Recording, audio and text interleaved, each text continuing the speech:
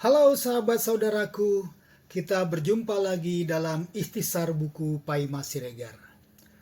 Buku yang akan kita buat ikhtisarnya adalah buku dengan judul Rahasia Sukses Etnis Tionghoa Mendidik Anak, yang ditulis oleh Maludin Sitanggang.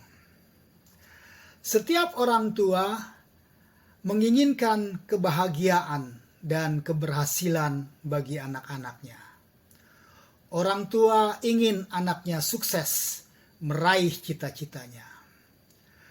Penulis atau pengarang buku ini mengajak untuk menelusuri lika-liku kehidupan orang tua Tionghoa dalam mendidik anak agar menjadi sukses dan diterima dalam masyarakat yang pluralistik dan dinamis.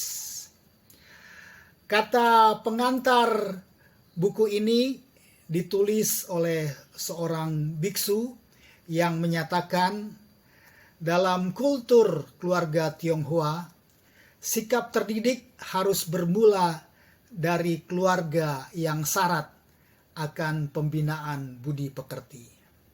Sikap menghormati orang tua dan leluhur, disiplin diri, pandai memanfaatkan waktu luang, ulet pantang menyerah sebelum suatu usaha berhasil.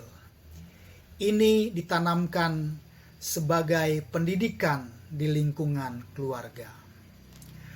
Biksu ini memberi contoh anak yang belajar matematika agar berlaku jujur, tidak mencurangi orang.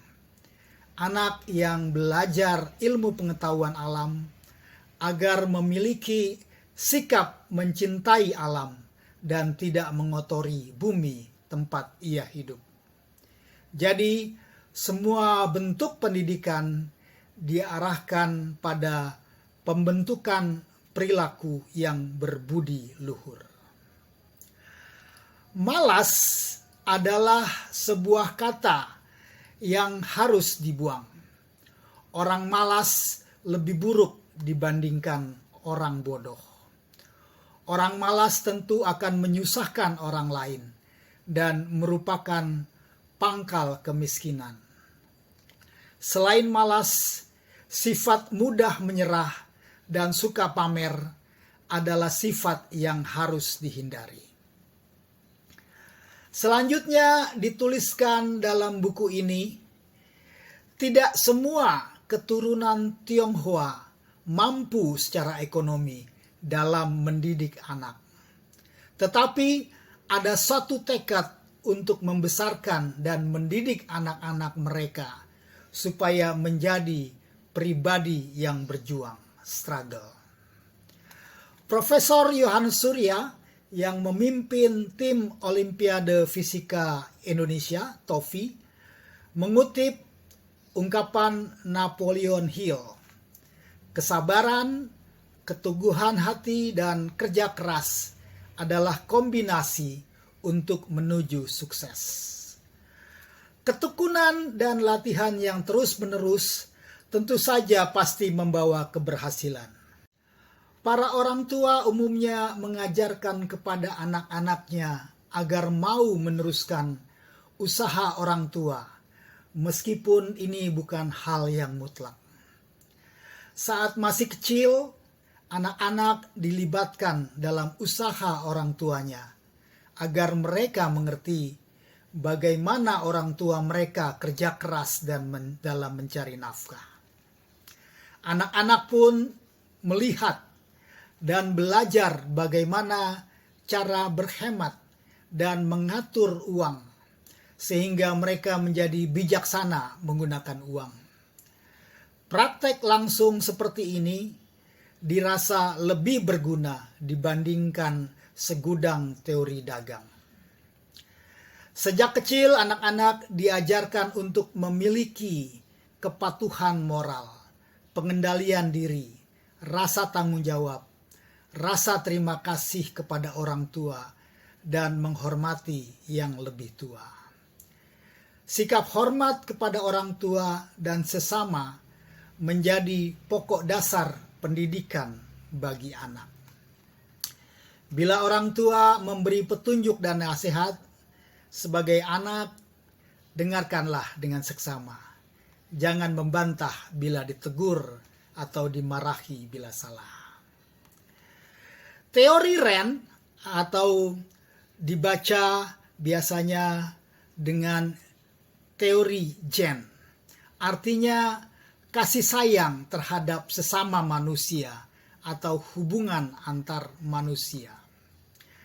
Ajaran Konfusius ini tidak hanya mengajarkan menjadi manusia yang harus sukses secara finansial, mencari uang sebanyak-banyaknya, tetapi mengajarkan juga bagaimana berbisnis dengan etika. Selanjutnya dalam buku ini dituliskan, tidak semua etnis keturunan Tionghoa menganut agama Buddha dan Konghucu. Saat ini malah sudah menganut agama Islam, Kristen, Katolik, dan sebagainya.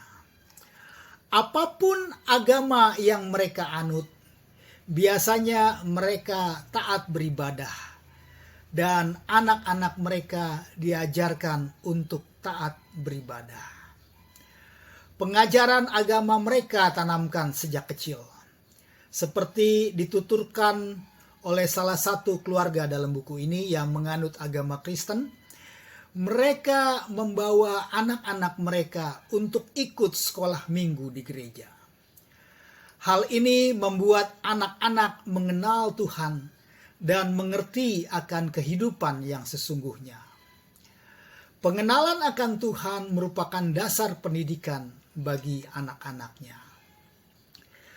Demokrasi dalam keluarga juga diterapkan. Karena saat ini bukan zamannya lagi menerapkan ambisi dan memaksa agar anak mengikuti kehendak orang tua. Orang tua menanyakan kepada anaknya apa yang menjadi minat utamanya dan memberikan dukungan positif pada bidang yang dipilihnya. Satu hal yang pasti, orang tua selalu mengajari anaknya agar memiliki fighting spirit dan struggle dalam mencapai apapun cita-citanya. Hemat adalah kata yang akrab dalam pendidikan Cina. Hemat bukan berarti pelit atau mendewakan uang, tetapi awal menuju sukses. Tanpa penghematan, suatu usaha atau tujuan tidak akan berhasil. Disiplin adalah kunci sukses seseorang, dan disiplin ini harus diterapkan sejak masih anak-anak. Para orang tua juga menerapkan prinsip agar tidak takut gagal, seperti ajaran Buddha untuk tekun dalam mengatasi persoalan dan brilian mencari jalan keluar. Jika gagal, jangan menyalahkan orang lain, namun introspeksi diri dan konsentrasi mencari jalan keluar dan mengambil sikap. Itulah beberapa poin pengajaran orang tua etnis Tionghoa dalam mendidik anak. Kiranya bermanfaat dan memberikan wawasan bagi kita semua. Ayo membaca. Karena membaca itu asik dan menyenangkan. Thank you for watching.